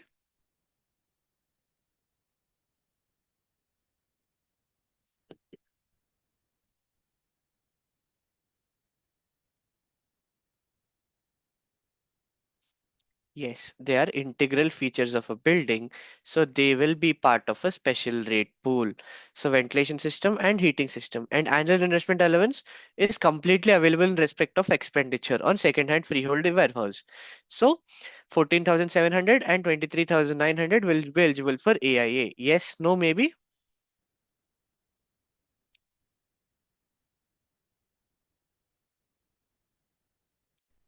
Great. Next, we have the tax written down value of Sliving Limited's main pool and special rate pool as at 1st April 2024 is zero in both the cases. So there are no assets in the main pool and no assets in the special rate pool as well. So which means the main pool is zero, special rate pool is zero. Okay. The fourth question. Before the structures and building allowance available in respect of a newly constructed office building, which was purchased from a builder for 384,000 on 1st July 2024. The purchase price included land valued at 94,000 and the office building was brought into use on 1st November 2024. Here they have told the structures and building elements available in respect of a newly constructed office, which means this building is not eligible for structures and building elements, but another office building which is considered is eligible for it because they have clearly mentioned it in the question. Is that clear until here? Clear? Yes, no, maybe? Whenever there's any structures and building elements, they will be highlighting about that. Okay. Otherwise, we will not be considering SB and A. Okay. So now tell me, when calculating your structure and building elements, do you think we will be taking the land value into consideration? No.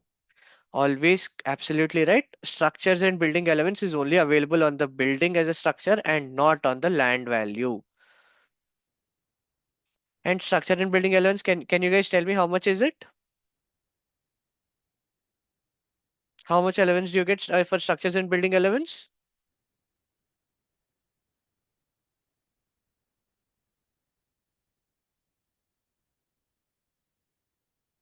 SB and A. Can anyone tell me how much is the structures and building elements that you'll be getting?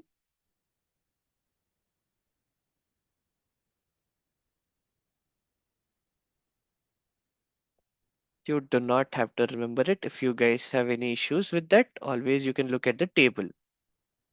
I'm not asking about the amount. What percentage is SB and A?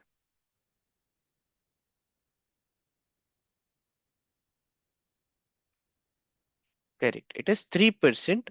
Now, can you tell me one more thing over here that has been mentioned here is the structures and building elements. The office building was brought into use on 1st November 2024, which means the structures and building elements should be prorated for the number of months that it was available for. Is that clear? So this is something that we will be highlighting to remember it. Okay. So SBND will only be applicable from 1st November 2024 until 31st March 2025. All right. Clear on that? Great. Now we have completed these four.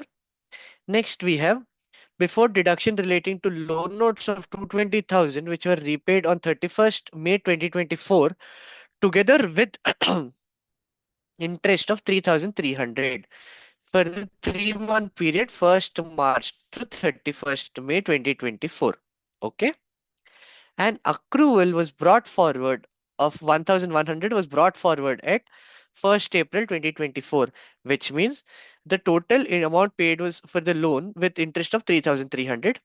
In that 3300, it also includes an accrual, which is outstanding interest of 1100. Clear on this? So we are talking about our period starts from 1st April 2024 to 31st March 2025. So in that period, a total interest was 3300 that was paid out. But how much of it relates to the current tax year, current accounting period of 1st April 2024 to 31st March 2025? It would be nothing but 3300 minus 1100. Is that clear? Did you get the point, guys? Are you having any doubt on understanding that?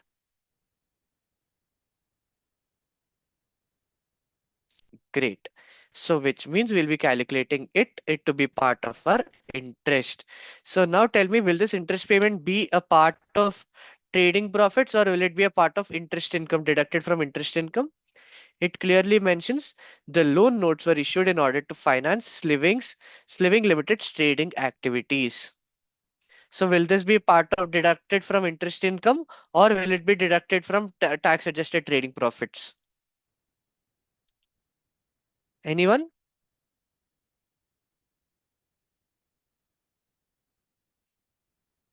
Tax adjusted trading profits. Absolutely right. Clear? Now it says chargeable gain. On 20th February 2025, Sliving Limited sold its entire shareholding, 1% of 1 pound ordinary shares of JKL PLC, an unconnected company, for 136,800. Okay. So they have sold their shareholding for 136,800, of which Sliving had originally purchased the 24,000 shares on 1st August 2014 for 39,600. So the shares she has sold for 136,800 were initially purchased for 39,600. And after that, from August 2014 to December 2017, the indexation allowance is 0.082, which means this will be part of your capital gains and you'll have to consider the indexation allowance. Clear on this? The three things that are important over here for us are 136,800 and 0.082. With me so far, guys? Any doubts until here?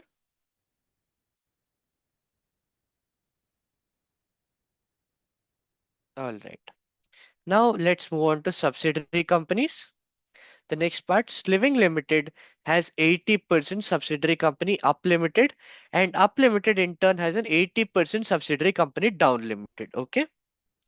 The group structure showing the percentage holding of ordinary share capital is therefore as follows.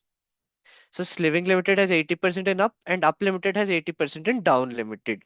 Now what is happening? We see here both shareholdings have been held for several years.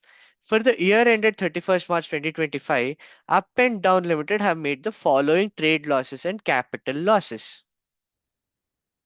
Up Limited has made a trading loss of 35,700 and capital loss of 23,300, while Down Limited has made a trading loss of 16,600 and capital loss of 9,900. Okay, neither company has any other incomes or outgoings, which means these are the during the current year they have made the total losses to be.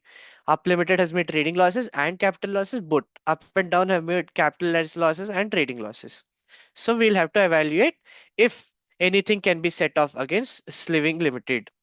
Now the question asks us, on the basis that all available claims and elections are made, calculate Sliving Limited's taxable total profits for the tax year 31st March 2025. So we should consider all the claims and elections will be made. And then it says your computation should commence with the draft trading profit figure of 982,200, indicating by the use of zero any items that do not require adjustment or are not to be included. So our calculations should start from 982,900. which is the draft figure, which means these deductions have not been taken into consideration. And using that, we are only supposed to calculate tax adjusted trading profits and not corporation tax. Always remember that point. They ask for tax adjusted trading profits. If you have time, then you can probably do it, but it is not at all necessary. But if you waste your time in doing the things that have not been asked in the question, you will be losing out on your marks. All right. Now they've asked us to calculate Living Limited's tax adjusted trading profits. So we'll copy this, paste it here. Let's start off solving the answer question now, guys. Yes, no, maybe.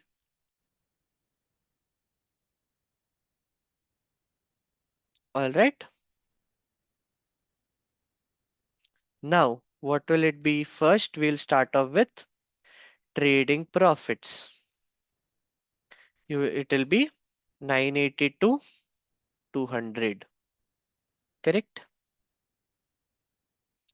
From this, always remember whenever you're solving things, always go in an order so that it will not get confusing to the examiner reviewing your questions. Is that clear? So this is your trading profit. After the trading profit, now let's consider the legal fees. Legal fees in this purchase of freehold building.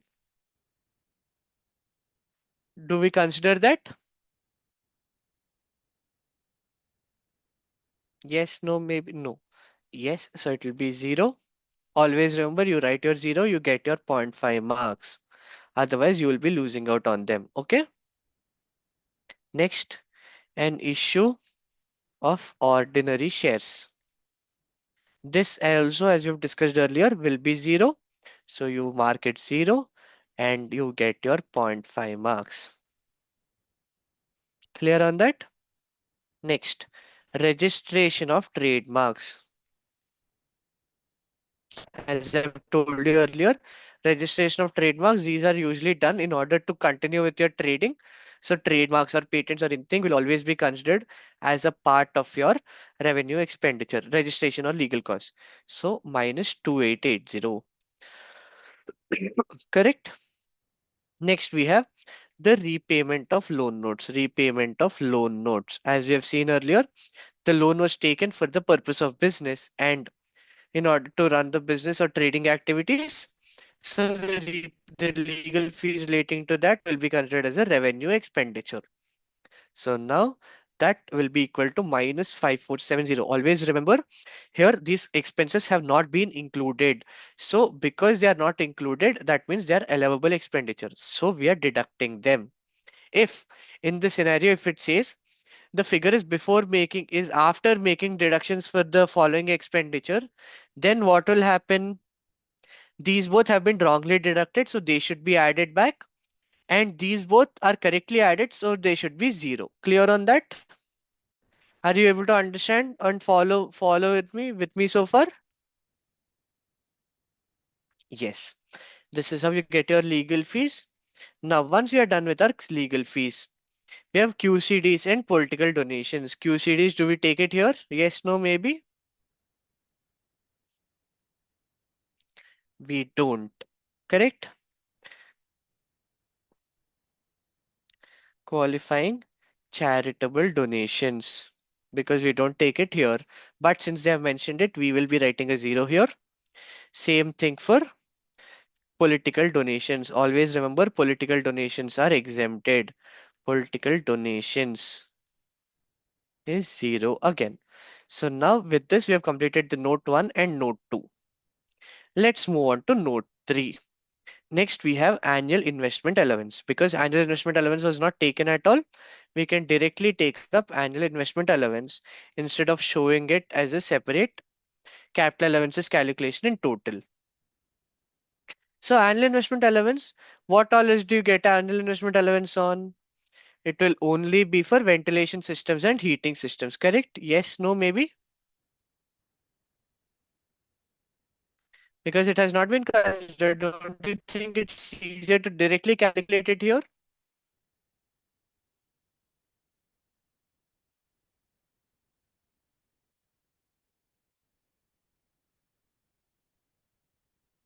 Always add a minus symbol before that. So now we have considered annual investment allowance as well to be 38,600. Absolutely right. Now, because of these, both these assets that have been purchased in the current year, they are being taken into annual investment allowance. So do you think there will be any written down allowance and in main pool or special rate pool? No. So nothing is to be considered there. After that, we have structures and building allowance. Now let's take that consider into consideration. Structures and building allowance. Then building allowance, what is happening? In that 384,000, the land value is at 94,000. So do you think that should be considered? No. So how do we calculate that? Is equal to minus 384,000 minus 94,000 into how much is SB&A into 3% into what is happening.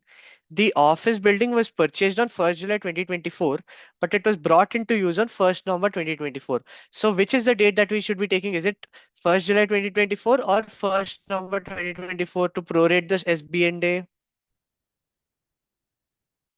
1st November. Always remember, structures and building elements will always be taken from the day it is brought into use. Clear?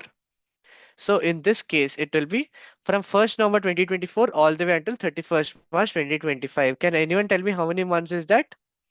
Absolutely right, into 5 by 12. Clear, which gives us 3625. We have calculated our structures and building elements as well. Now we have our, before deducting relating to loan notes there which were repaid, there is interest payment.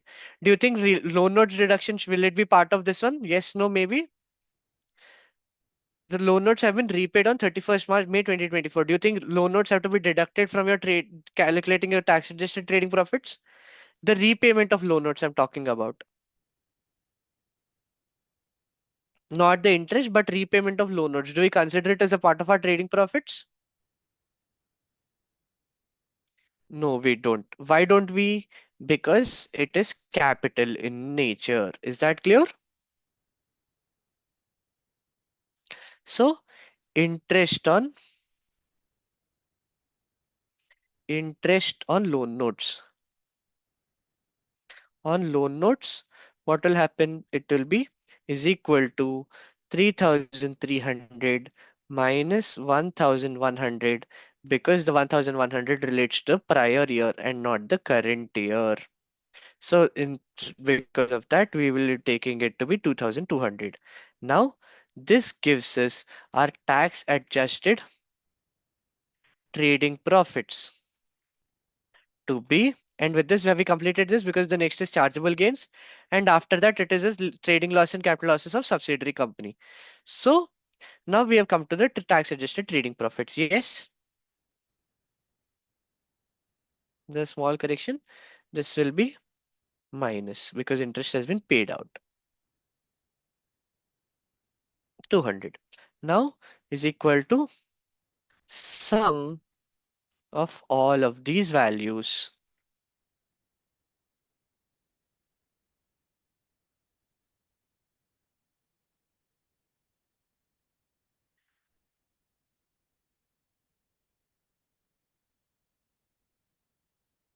Always remember to use the sum functions because you calculate typing it on your calculator and writing it here will lead to transposition errors.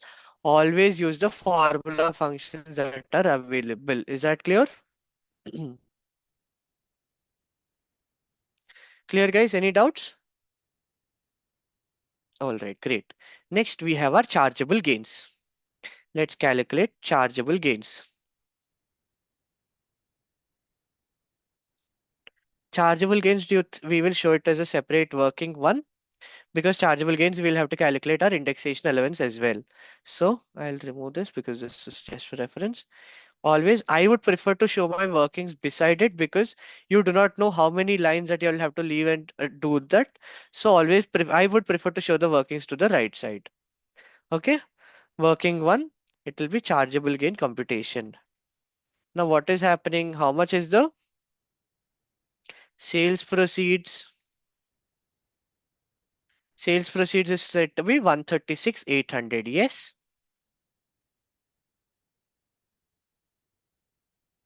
136,800. From that, we deduct purchase cost.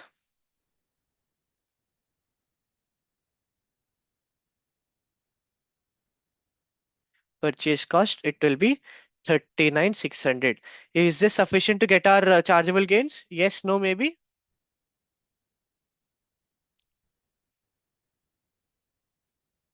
We have considered the sales proceeds and we have deducted the sales purchase cost. Is that sufficient? No, it is not. What are we left with? Less indexation allowance. Indexation allowance. How much is indexation allowance? Is equal to this into 0.082. Gives you your indexation allowance, making your capital gains to be is equal to sum to be 93,953. Is this correct? 93,953? Yes, no, maybe? Yes. Now we have something because it says all available claims and elections are made. What did we discuss in capital gains? Capital gain or any capital losses from the group should only be set off against capital gains from the claimant company. And here we can see there are two companies, up limited and down limited, with capital losses. So don't you think they should be set off against charge? They should be set off against Sliving Limited if they form part of the capital gains group? Yes, no, maybe? Yes. So now what will happen? Let's understand. Sliving Limited owns Up Limited by 80%. So will Up Limited be part of the capital gains group?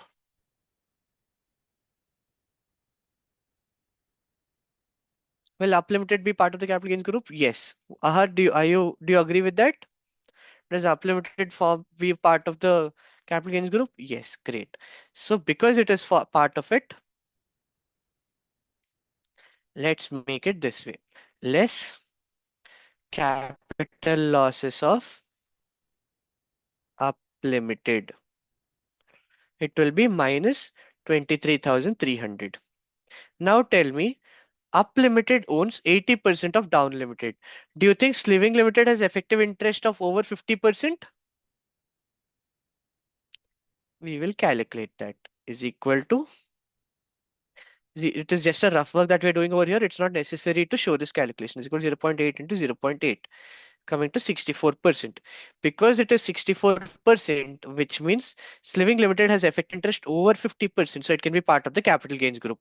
But can Down Limited be part of the normal 75% group, trading loss group? No. Why is that? Because though at every level there is interest of 75%, the effective interest is only 64%. Because of that, it will not be forming a part of the 75% losses group. Is that clear?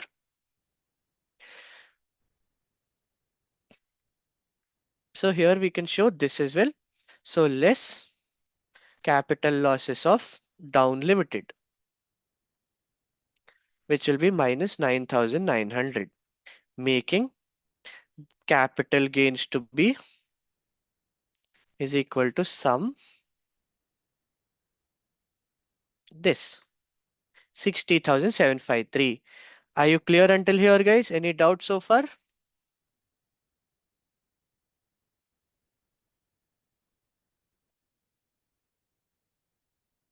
Calculated our capital chargeable gains as well. So with this, we have completed all our computations up to chargeable gains. So now that means our total profits are set to be is equal to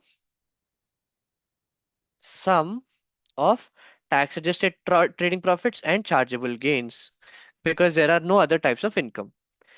which is 99, 990, 178, correct? Yes, no, maybe? Great. From this, what do we deduct? Less QCDs, correct? Less QCDs are to be deducted to get our tax adjusted trading profits. Correct. How much are QCDs that we have got this year?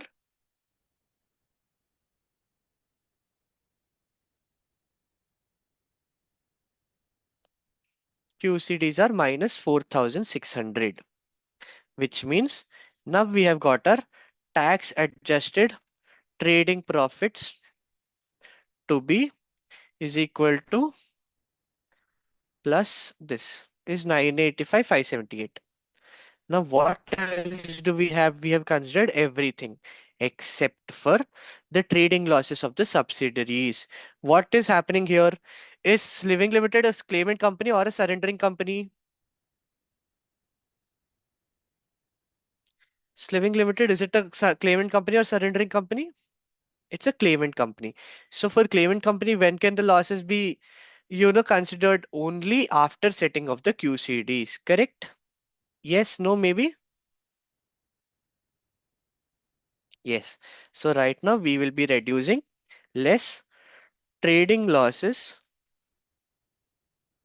of up limited. Do we take down limited as well, or do we take only up limited? Tell me guys, do we take up limited? Should I write it as up limited and down limited, or will it be only up limited? It will only be up limited because down limited does not form a part of 75% group as the effective interest is not over 75%. Clear? So from this, we deduct 35,700, giving our final tax adjusted trading profits.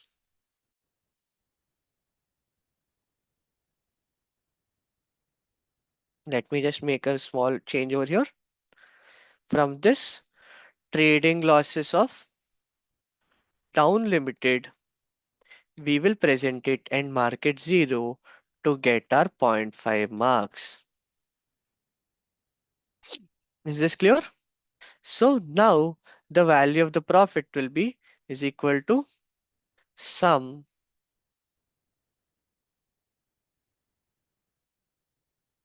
giving you 949,878. Is this clear, guys?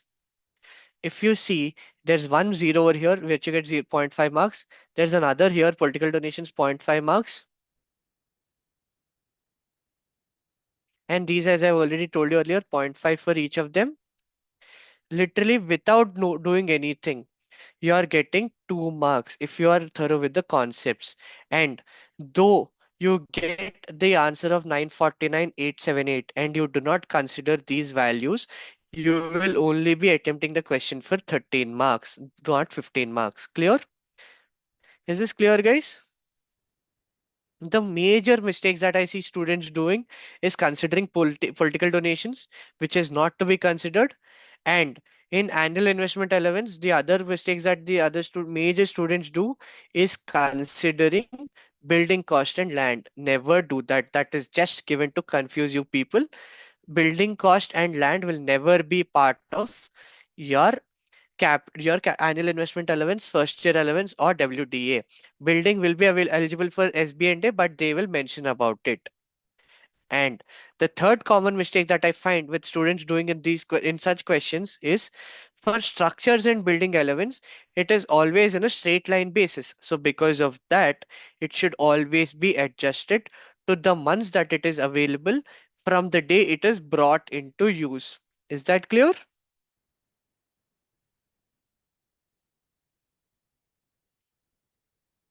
And again, coming to these, the fourth common mistake that you will find with students in such questions is because up limited and down limited are both forming part of the capital gains group, they will consider the trading losses of down limited as well, and because of that, they may make a mistake. Always remember, trading losses will form a part of 75% group, while With capital losses, it will be part of the capital gains group, where capital gains group requires effective interest of only 50%. But for normal losses and QCDs or property losses, the 75% rule is that at every level it should be 75% and the effective interest should be 75%. Is this clear, guys?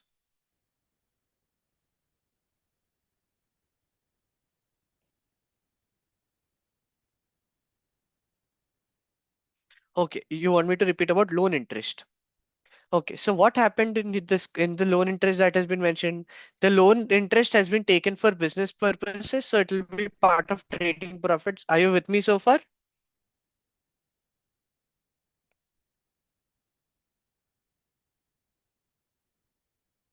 Yes. So if it is taken for trading purposes, then what is happening? It will be in the trading profits. Here, what does it say? The total loan notes that are paid off of 220,000 together with interest of 3,300. So the 3,300 was for what period? The 3-month period of 1st March 2024 to 31st March 2024. Correct? So for 3 months, the interest payable was 3,300. Clear on that? But from when is our accounting period starting? It is starting from 1st April 2024 to 31st March 2025. Correct? If it is 1st April 2024 to 31st March 2025,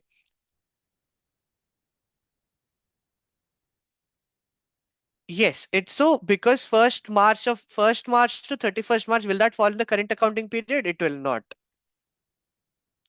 Yes, no, maybe.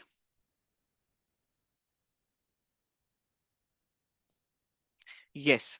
So that 1,100 which has to be deducted, they have already mentioned that because we don't know each monthly interest is so and so. They have clearly told us an accrual of 1,100 was brought forward at 1st April 2024, which means this 3,300 that was paid out to close out the notes included this 1,100, correct?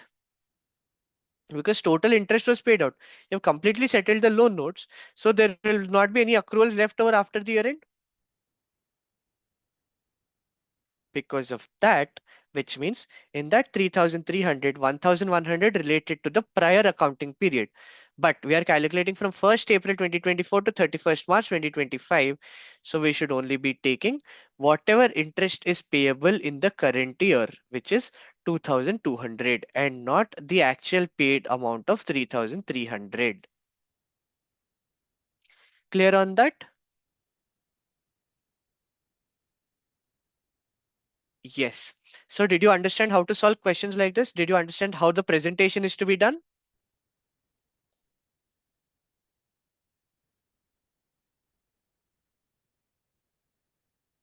Yes. So with this, we have come to an end of our chapter of corporation tax, and we have solved a question relating to it as well.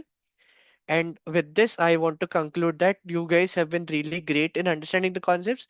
If you guys have any doubts at any point of time, as I told you in the yesterday's session and today's session, you can always reach out to me. My contact details are available and they'll be provided in the description as well. And this is for the students who have not enrolled with Being ACCA because this will be uploaded on YouTube and there'll be many students watching it.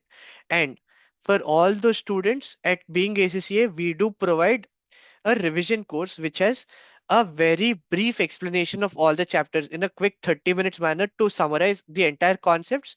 Along with that, there are also unit-wise tests, and with those, we will also be providing two mock evaluations wherein I'll be identifying what are the issues that you're facing, what are the major areas that are lagging behind in, and what are the areas you can improve, and what kind of mistakes are majorly recurring, which will help in improving your exam, which will help in improving your last few days of exam preparation. All right. And the past paper question recordings are always available. And until the very last moment, I will be providing you with the doubt support to ensure that you are very much ready for the examination. All right. With this, I would like to end the session. Thank you, everyone. Have a great day. All the very best. For any doubts, feel free to reach out to me. All right.